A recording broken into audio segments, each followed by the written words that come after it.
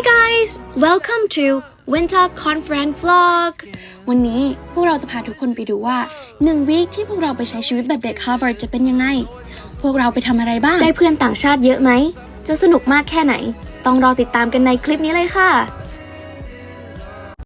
ตอนนี้พวกเรา HCAP Bangkok ก็เดินทางมาถึงที่สนามบินสุวรรณภูมิแล้วนะคะแล้วก็กำลังที่จะเตรียมตัวเดินทางไปที่ Boston รัฐ Massachusetts ประเทศสหรัฐอเมริกาค่ะ See you in Boston. Is it lunch or dinner? I don't know.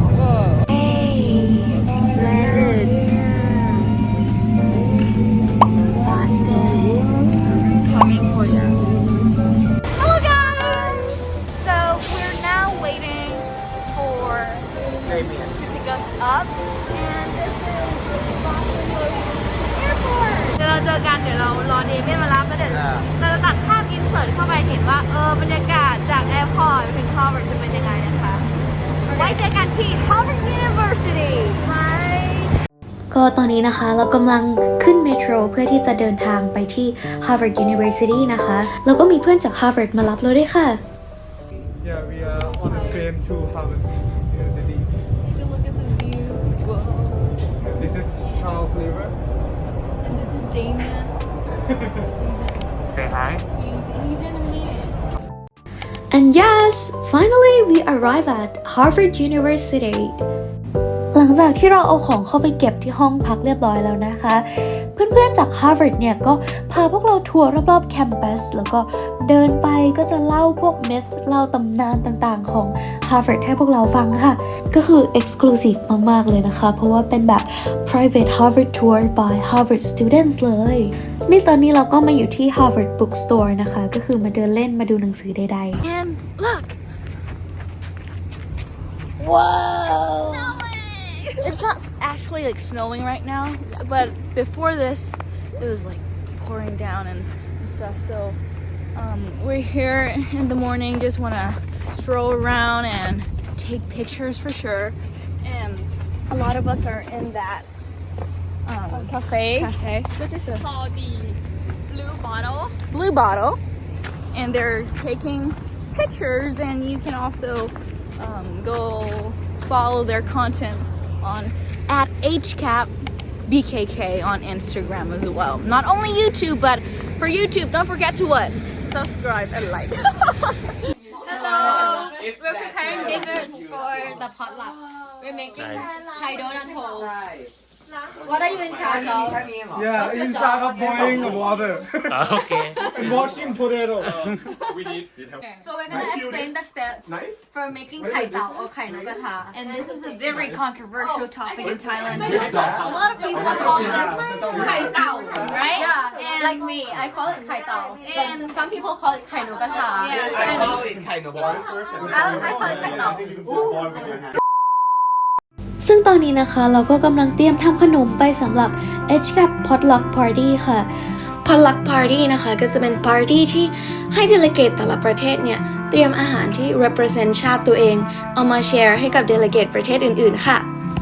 So we decided to make ขนมไข่เต่าหรือว่าขนมไข่นกกระทาค่ะนี่นะคะเราก็ปั้นเป็นรูป HCAP ด้วยแล้วตอนนี้นะคะเราก็เอาขนมเนี่ยไปให้ delegate จากประเทศอื่นๆลองชิมดูค่ะแล้วก็ดู reaction ของพวกเขานะคะก็คือพูดเลยว่าทุกคนชอบมากแล้วก็หยิบกินไม่หยุดเลยค่ะ If this was a cooking competition.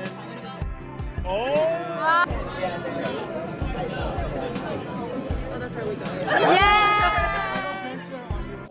เช้าวันถัดมานะคะเราก็มาร่วมคอนเฟอเรนซ์เป็นอย่างแรกเลยนะคะตอนนี้นะคะเราก็กำลังพูดถึง presentation ที่พวกเราเตรียมมาเกี่ยวกับเศรษฐกิจแล้วก็การตลาดของประเทศไทยค่ะโดยยกตัวอย่างจังหวัดบุรีรัมย์เป็น case study ค่ะเสร็จแล้วนะคะก็มีจุฬาอลัมไนหรือว่าพี่คานินนะคะที่พาเราไปทัวร์ Harvard Business School นะคะก็คือพูดเลยว่ารู้สึกเป็นเกียรติมากๆเพราะว่าก็ได้แบบความ insight ว่าแบบMaster Degree ใน Harvard Business School จริงๆแล้วเนี่ยมันเป็นยังไงนะคะก็คือพูดเลยว่าการมาเที่ยวชมครั้งนี้เนี่ย inspire พวกเรามากๆเลยค่ะก็ต้องขอบคุณพี่คานินด้วยนะคะ เสร็จแล้วนะคะเราก็มาที่ Honor Arboretum นะคะซึ่งก็จะเป็นแนวแบบว่าส่วนพฤกษศาสตร์ที่ Harvard University เนี่ยมีไว้เพื่อวิจัยศึกษาต้นไม้ใบหญ้าต่างๆนะคะแต่ว่าช่วงที่เราไปเนี่ยเป็นช่วงหน้าหนาวพอดีก็เลยแบบว่าดูได้ไม่ค่อยเต็มที่เท่าไหร่เพราะว่าต้นไม้ใบหญ้าเนี่ยก็ค่อนข้างที่จะเหี่ยวแล้วนะคะแต่ว่าก็ถือว่าเป็นการไปทัวร์อีกมุมหนึ่งที่น่าสนใจของ Harvard University ค่ะพอตกกลางคืนนะคะพวกเราก็กลับเข้ามาในตัวเมืองบอสตันนะคะแล้วก็กลับเข้ามาเดินรอบๆเมืองมาดูไฟที่เขาประดับตกแต่งในช่วงหน้าหนาวค่ะแล้วก็นอกจากเดินดูไฟที่ประดับตกแต่งอย่างสวยงามในเมืองบอสตันแล้วเนี่ยเราก็ได้มีโอกาสได้มาเดินดูแบบพวกสถาปัตยกรรมแล้วก็พวก historical status and figure ต่างๆค่ะเช้าวันรุ่งขึ้นนะคะเราก็มี academic session ตอนเช้าเลยเกี่ยวกับเรื่อง activism แล้วก็ politics ค่ะพอตกเย็นนะคะก็จะมี cultural performance ค่ะซึ่งก็จะเป็นโชว์ที่จะให้ delegate จากแต่ละประเทศเนี่ยเตรียมโชว์ที่ reflect culture ของประเทศตัวเองมาโชว์ให้กับเพื่อนๆดูค่ะ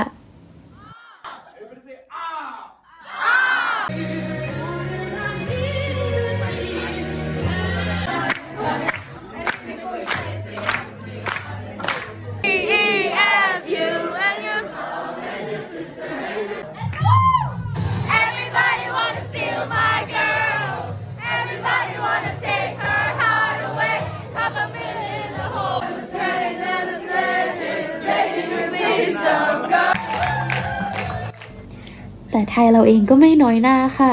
HCAP Bangkok ก็จัดโชว์สุดพิเศษไปโชว์ที่ Harvard University เลยค่ะ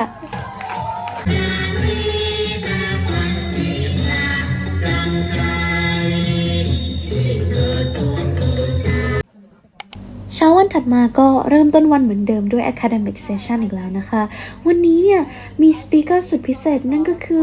Uniqlo Executive นะคะมาให้ความรู้เกี่ยวกับ Sustainability ใน Uniqlo ด้วยค่ะพอตอนบ่ายนะครับเราก็มาเจอกับ HCAP Alumni 2022 ค่ะหรือว่าพี่แบมนั่นเองพี่แบมเนี่ยนะคะก็เป็นอีกหนึ่ง HCAP Member ที่มาเรียนต่อที่บอสตันค่ะแล้วก็แน่นอนค่ะHCAP member friendship never end อยู่แล้วนะคะพวกเราก็เลยนัดกันมาเที่ยวต่อค่ะ Fun fact, there was a heist in this place in 1919 something. How do you and know? 30 pieces of artwork were stolen. And it's one of the biggest heists that ever happened. Really? How did you know? I googled.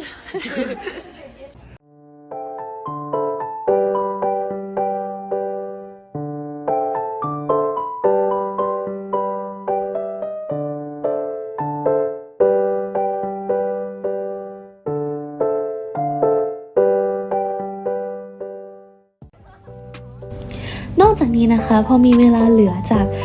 academic session ที่ Harvard จัดให้แล้วเนี่ยเราก็ได้มาเดินเที่ยว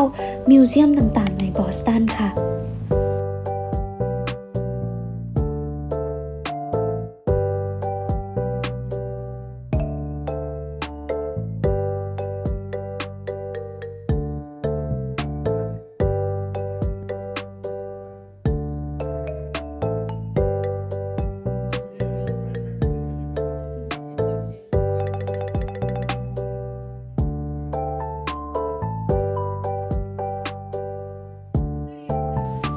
พอตกเย็นค่ะพวกเราก็กลับมาเข้าร่วมงานไต้หวันฟิล์มทอล์กที่ Harvard ค่ะนี่มีโบบ้าทีฟรีให้กินด้วยนะ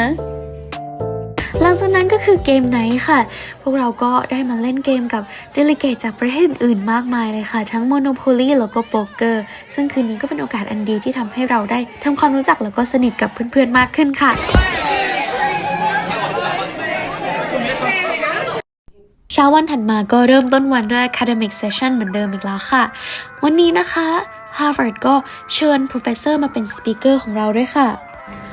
หลังจากนั้นก็เป็น free time ของพวกเราค่ะพวกเราก็เลยไปเดินเล่นที่ Harvard Shop ค่ะโอ้ก็คือตะลึงมากเลยว่าแบบที่ Harvard เนี่ยมีขาย merch แล้วก็ของมหาลัยเยอะมากขนาดนี้พวกเราก็คือช้อปปิ้งเพลินเดินสนุกมากๆค่ะ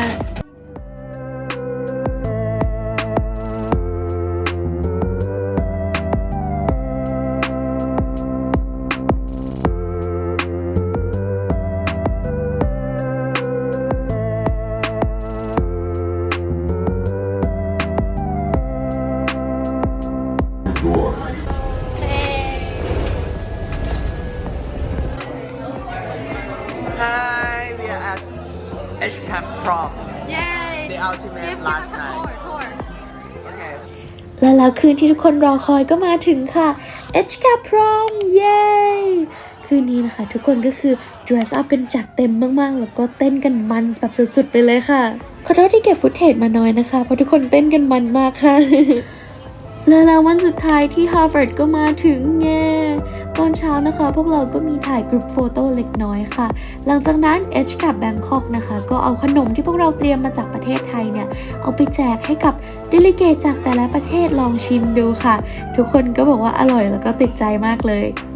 ปิดท้ายด้วย closing ceremony นะคะเสร็จแล้วทุกคนก็บอกลากันค่ะหลังจากนั้นพวกเราก็กลับเข้าไปเดินเล่นในตัวเมืองบอสตันอีกแล้วค่ะนี่พวกเราก็คือตามหาของกินแล้วก็ไปที่คาเฟ่ต่างๆเดินเล่นช้อปปิ้งกันสนุกมากเลยค่ะ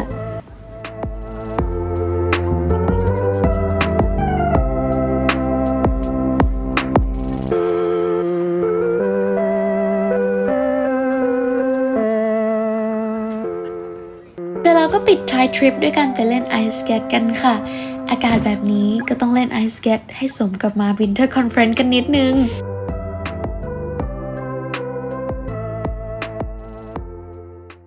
การมา Winter Conference ในครั้งนี้เนี่ยถือว่าเป็น1 วีคที่พิเศษมากๆสำหรับพวกเราเลยค่ะเพราะว่าเราเนี่ยได้เรียนรู้สิ่งใหม่ๆจากสปีกเกอร์ที่มีชื่อเสียงและความสามารถมากมายถ้าไม่มีคอนเฟอเรนซ์นี้เนี่ยพวกเราก็คงไม่มีโอกาสที่ได้พูดคุยแล้วก็ถามตอบแลกเปลี่ยนความรู้กับบุคคลเหล่านี้เลยค่ะ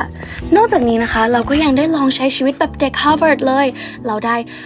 ไปนอนที่ดอร์มของ Harvard เรามี roommate เป็นเด็ก Harvard แต่ที่สำคัญที่สุดนะคะคือเราเนี่ยได้ make friend กับเพื่อนจากหลากหลายประเทศที่เป็นมหาลัย partner กับ Harvard ค่ะ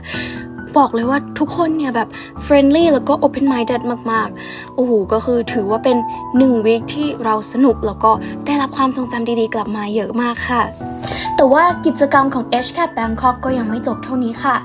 เรายังมีอีก1 งานสำคัญไม่แพ้กันเลยนั่นก็คือ Spring Conference นั่นเองสำหรับ vlog ของ Spring Conference Week กำลังจะมาในเร็วๆนี้แล้วนะคะถ้าไม่อยากพลาดคลิปใหม่ๆของพวกเราอย่าลืมกดไลค์แล้วก็กด subscribe channel ของพวกเราไว้เลยนะคะแต่ที่สำคัญที่สุดนะคะ HCAP Bangkok กำลังเปิดรับสมัครสมาชิกใหม่